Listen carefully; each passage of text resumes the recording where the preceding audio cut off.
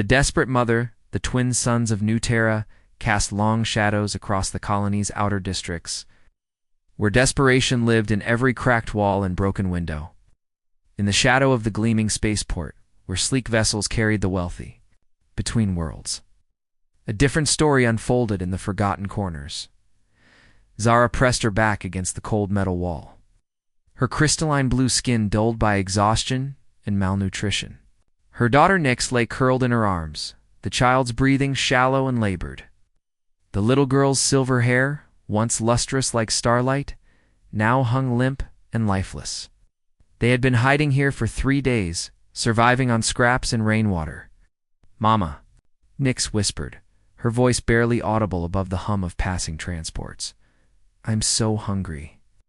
Zara's heart shattered a little more. Marcus Rivera finished his evening patrol of the administrative district, his uniform crisp despite the humid air.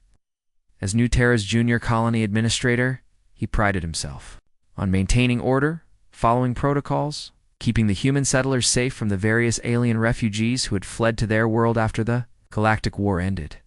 The official policy was clear: no aid to non-registered aliens, no exceptions.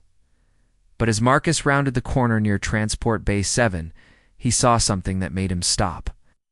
A figure huddled in the shadows, clearly not human, given the distinctive blue-tinted skin visible even in the dim light. An adult and a child, both motionless. His training told him to call security, file a report, let the proper departments handle it. Instead, he found himself walking closer. Zara looked up as footsteps approached, her silver eyes reflecting the artificial lights like mirrors. She pulled Nyx closer, ready to run despite her exhaustion.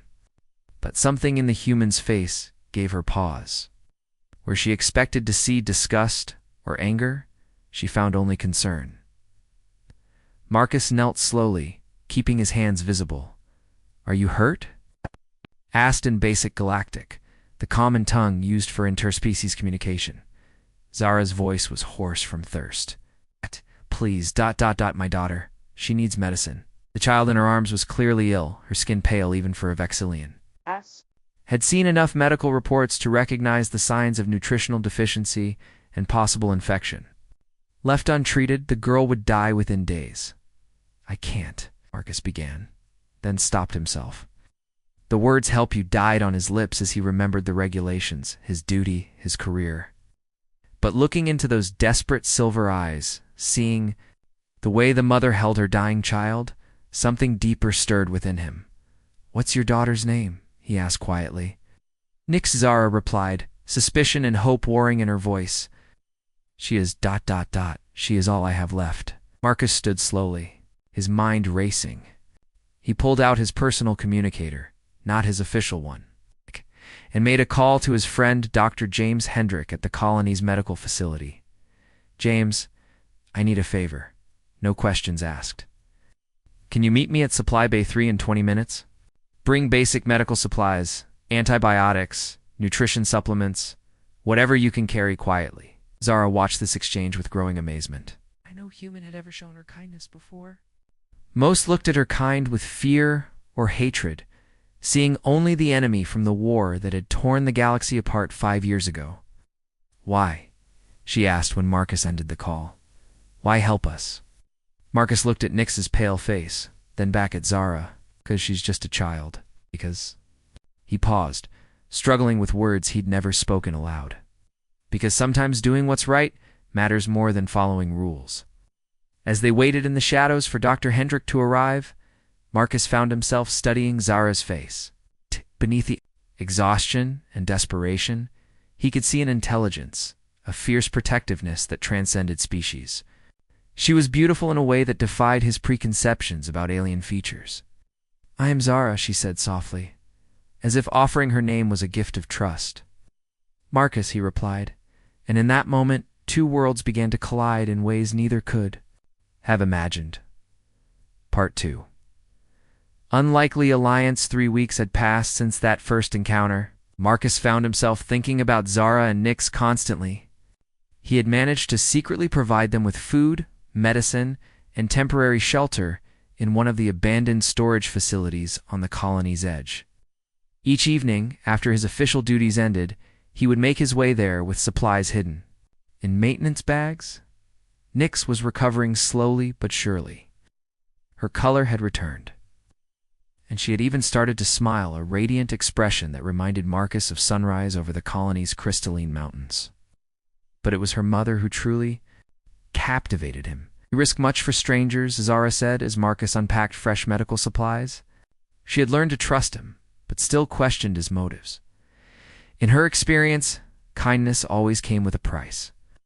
"You're not strangers anymore," Marcus replied, checking Nyx's temperature with a portable scanner. The readings were much better than before. "Besides, everyone deserves a chance to live."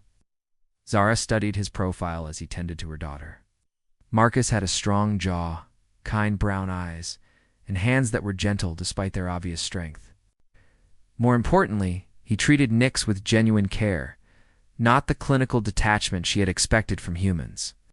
"Why do your people hate us so much?" Zara asked quietly while Nyx slept. Marcus set down the medical scanner and leaned back against the storage crates. "Fear, mostly. The war left scars on both sides. Many humans lost family members in the conflicts with the Vexilian Empire. They can't separate you from the soldiers who fought against us. And you?" Zara's silver eyes searched his face. "Did you lose someone?" "My brother," Marcus admitted. "He was a transport pilot, shot down over Kepler 7 during the siege."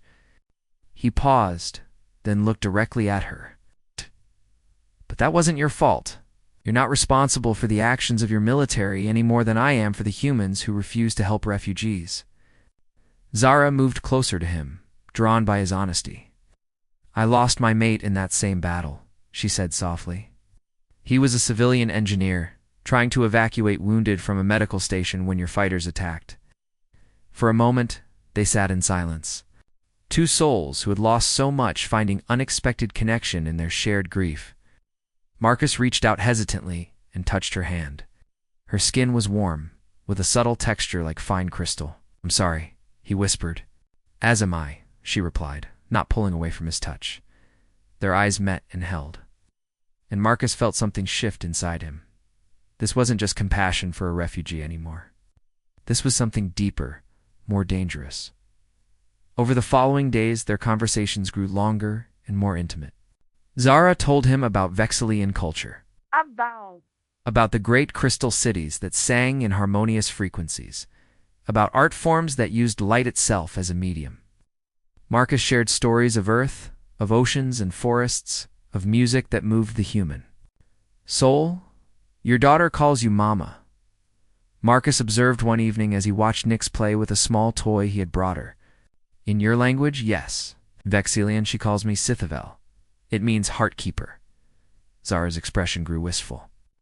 "She barely remembers her father, but she remembers our old life. Sometimes she asks when we can go home. What do you tell her? That home is wherever we are safe together." Zara looked at Marcus with an expression he couldn't quite read. "But lately I wonder if that might be possible here." Marcus felt his heart race at the implication. Zara... Before he could continue, his communicator chirped with an urgent message. His face went pale as he read it. "What is it?" Zara asked, instantly alert. "Colony security is conducting sweeps of the outer districts. They're looking for unregistered aliens." Marcus stood quickly, his mind racing. "They'll find you here within days." Zara gathered Nyx into her arms, the familiar fear returning to her eyes. "Then we must leave." "Where will you go?" "The next colony is 3 systems away, and you don't have passage." Marcus ran his hands through his hair, frustrated by his inability to protect them through official channels. "We have survived this long," Zara said with quiet dignity. "We will find a way."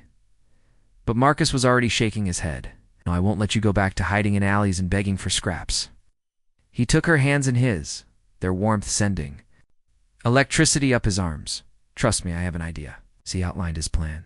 A dangerous scheme involving falsified documents and hidden transport routes. Zara found herself studying his face with new understanding. This human was willing to risk everything for her and Nyx, not out of duty or guilt, but out of something that made her heart flutter in ways she hadn't felt since her mate's death.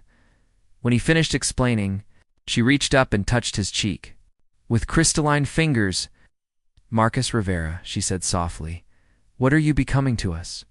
He covered her hand with his own. "I don't know. But I know I can't lose you now." Marcus said as he led Zara and Nyx through the entrance he had carefully concealed behind a rockfall. Emergency lighting cast a warm glow through the main chamber, powered by a portable fusion cell he had, requisitioned through carefully falsified maintenance requests. Nyx's eyes widened as she saw the space Marcus had prepared. He had brought sleeping mats, cooking supplies, even some books and games. Most surprisingly, he had installed a small hydroponics unit where he was growing Vexillian food plants, varieties that would provide proper nutrition for their physiology. "You did all this for us?" Zara breathed, her voice filled with wonder. "I wanted you to feel safe," Marcus replied, setting down their few belongings. "Really safe, for the first time since you arrived on New Terra?" Nyx immediately ran to explore every corner of their new home, her delighted laughter echoing off the stone walls. For the first time since her recovery began, she looked like a truly happy child. Zara watched her daughter play, then turned to Marcus with tears in her silver eyes. "I do not understand you, Marcus Rivera. Your people would exile you for this kindness. Your career, your life among humans, you risk it all. Why?" Marcus approached her slowly, their conversation taking on the intimate tone that had developed over their weeks together. "Because somewhere along the way you stopped being refugees I was helping, and became... He struggled for words. "Became my family." The word hung in the air between them, charged with meaning that transcended species. Zara's breath caught as she recognized the truth of it. This human male had become essential to their survival, but more than that, he had become essential to her heart. "Marcus," she whispered, stepping closer to him. "Do you know what you were saying?" "I know it's complicated. I know our kinds are supposed to be enemies. I know that loving you could cost me everything." His hands reached up to cup her face, his thumbs tracing the delicate crystalline patterns in her skin. "But I also know that losing you would cost me more." Zara's composure finally cracked. She pressed herself against him, her arms encircling his neck as she buried her face in his shoulder. "I have been so afraid," she whispered. "Afraid to hope, afraid to trust, afraid to love again." Marcus held her tightly, breathing in her subtle fragrance like ocean mist mixed with starlight. "You don't have to be afraid anymore." They stood. Like that for long minutes, two beings from different worlds finding solace in each other's arms. When Zara finally pulled back to look at him, her eyes held a new warmth. "And Vexillian culture," she said softly, "there is a bonding ritual. When two souls recognize their connection, they share their lifelight." She placed her palm against his chest, over his heart.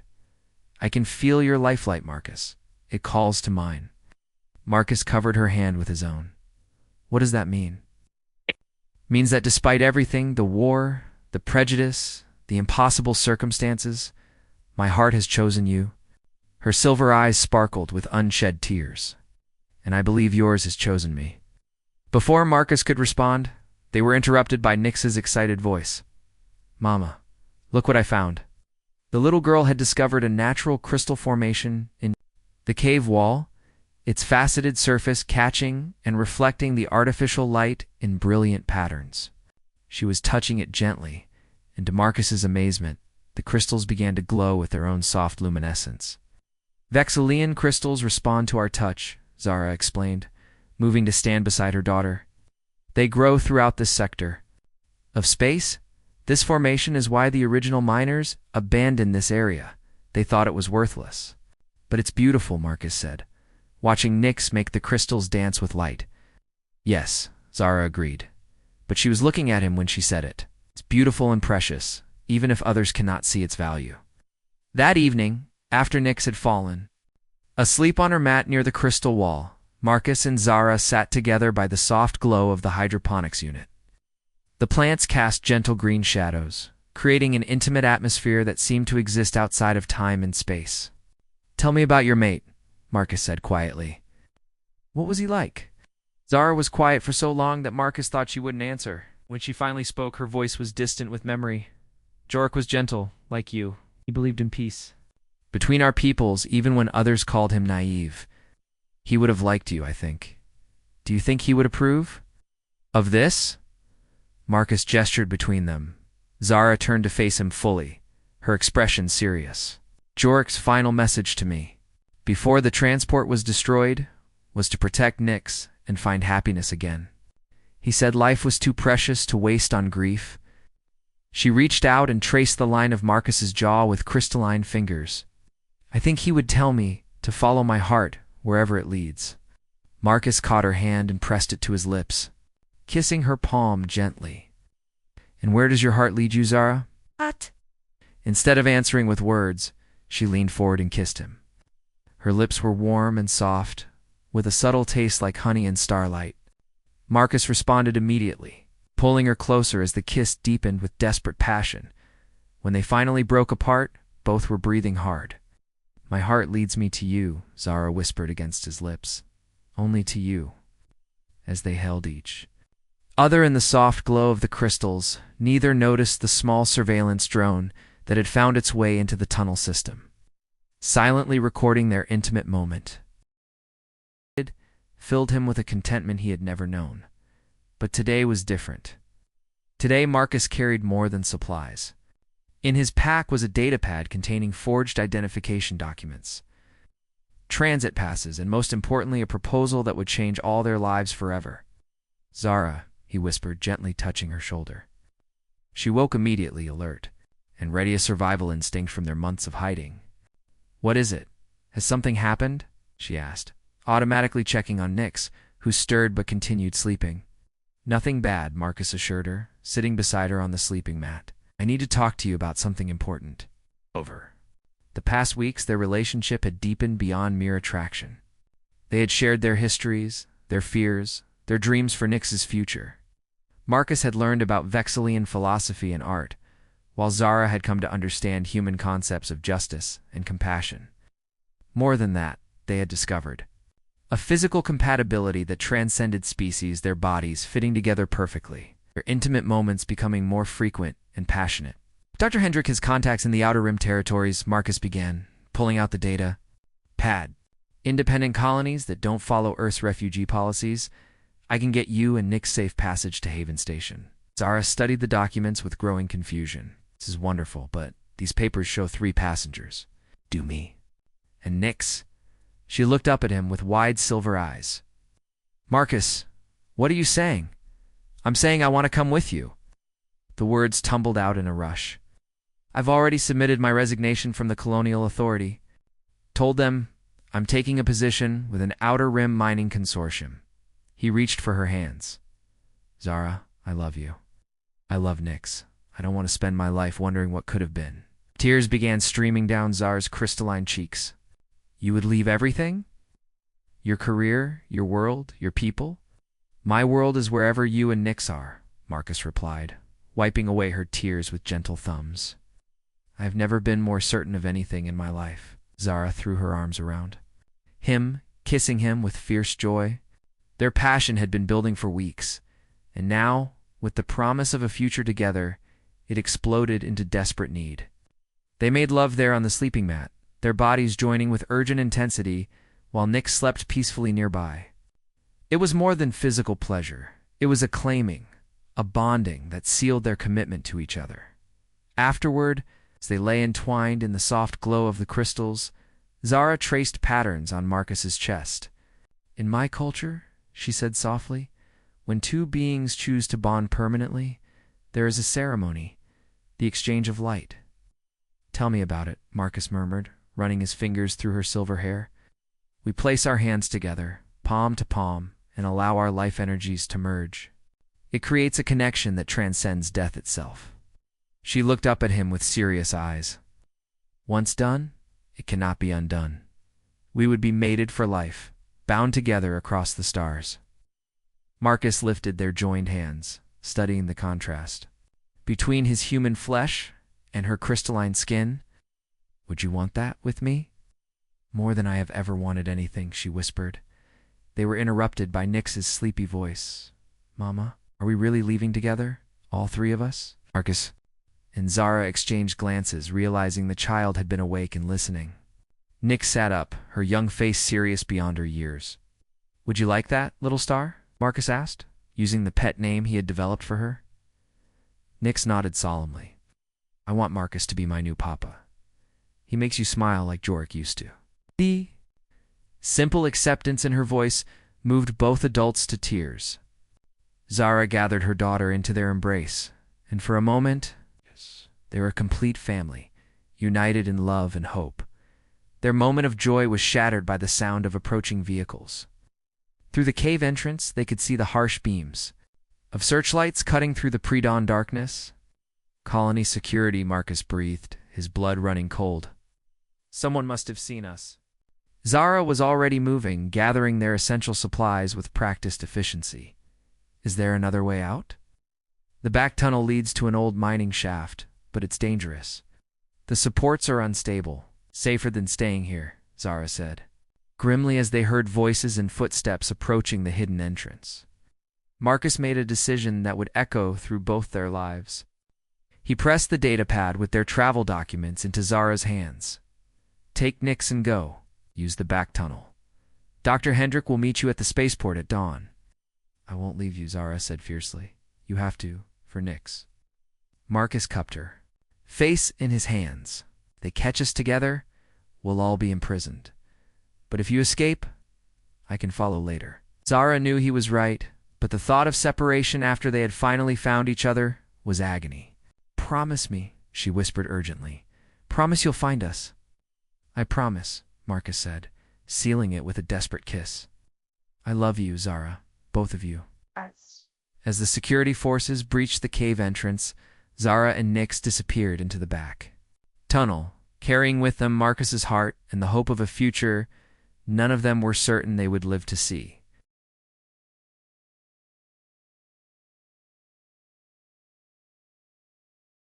New Beginnings, the interrogation room in Colony Security's headquarters, was stark and cold. Nothing like the warm sanctuary Marcus had created in the mining tunnels.